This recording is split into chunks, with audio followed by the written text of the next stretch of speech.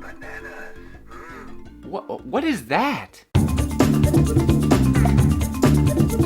Okay, so Donkey Kong, he's a character that doesn't get much love. Just like me! Donkey Kong has been through some rough patches over the years, originally starting as an arcade cabinet, then a random guy as the player one, having a more successful franchise, while the hero in a tie just sits in a corner. So you're saying he's a foster child? Donkey Kong did get his own game series during the 90s, but the games were made by Rare Studios, and we all know what happened to them. Retro Studios rebooted it in 2010, but now here we are with yet another game, and I swear if it's another reboot, I don't know what I'm going to do. Ape with a tie and a bazooka.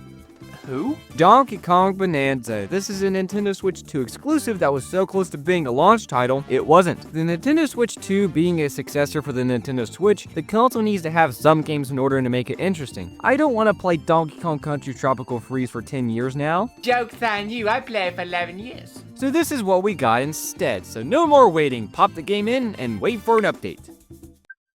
Exposition definitely takes a while. And finally, let's get going. Donkey Kong Bananza is a 3D open world type game. To sum it up, if you played Super Mario Odyssey, then you know what this game is going to feel like. Now, for the general plot, this has nothing too complicated. We're in a mine just doing our job, then we run across a banana gem. Boom! We get stuck into a sinkhole down lower layer, starting with layer 100, the lagoon layer. And our goal is to go deeper to finally reach the surface. Huh. I didn't think that's how that worked. And we get to see him with overalls. Finally, no more Bold and Bland. Oh, never mind, he just lost him. Our main goal is to collect these banana gems, which offer us some skill points. After destroying a certain banana gem, we get pulled underground by a big lava ball because it totally makes sense and not something pulled out of the developer's ass last minute. Which after all of that mess, we finally look around and discover our ally, Odd Rock. And Donkey Kong's face looking like a Mickey Mouse cartoon. But our main gimmick in this game is the destruction and music. Now we have 3 different powerful forms we can transform into, just like Supersonic. Now after smashing all of those together, now we have the perfect game we're playing today. And I don't know how, but this game feels incredible to play. You know, I wonder if it's too late to post a review on the TikTok. You can smash a combination of buttons together and perform some insane platforming tricks. We just follow the objective to progress through the game. Nothing really too hard, I just play casually and somehow I'm doing really good. Now, if you played Super Mario Odyssey before, you can get this game down in no time. Actually, a lot of things can be applied to both games. The way you collect the banana gems, the buddy mechanic, the small expansive open areas, the live system is just coins, but instead of a hat ship, now we have... What the hell is that? So basically take it as Donkey Kong Bananza has a lot of tricks up its sleeve. The way the buddy mechanic is used is definitely something we've not seen before because we have...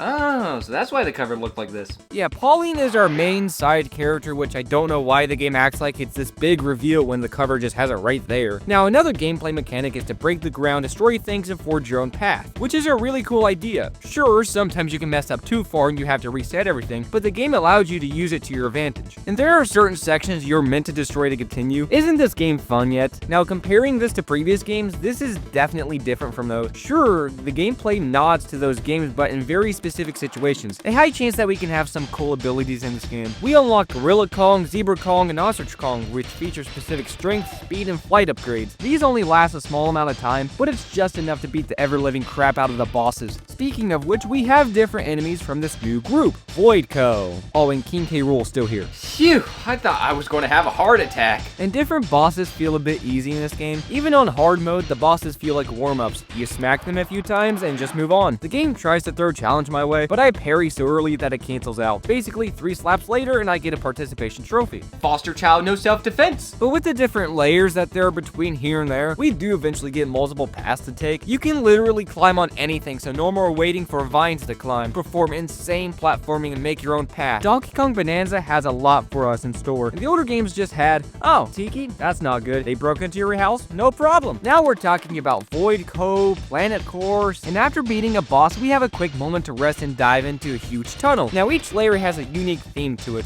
whether that being grassy plains, beachside, icy Arctic, western desert. Now my favorite one has to be the freezer layer. This one has a mix of icy and lava areas, the game forcing you to use your surroundings as a way to progress through the level. The real reason is that they had a zebra that looks too familiar. Whoa, is that Marty from Madagascar? While the game is a completely new experience, the game still brings ideas from older games. Several things, in fact, like mini challenges, side-scrolling, music, characters, those godforsaken minecart levels. They have these back here. I told you I didn't want to see you again, but here you are. Did you not learn your lesson? Well, I most certainly did not. At least the minecart sections are not as intense this time. They work more like Super Mario Sunshine's roller coaster boss, so it's not too bad here. Now, does Donkey Kong Bananza live up to the other games? Not really the way you would think. I really enjoyed playing this game, but I feel like when Donkey Kong is in 2D, the games have something that Mario or Zelda doesn't even have. And when you mash them all together, you just get Donkey Kong Bananza.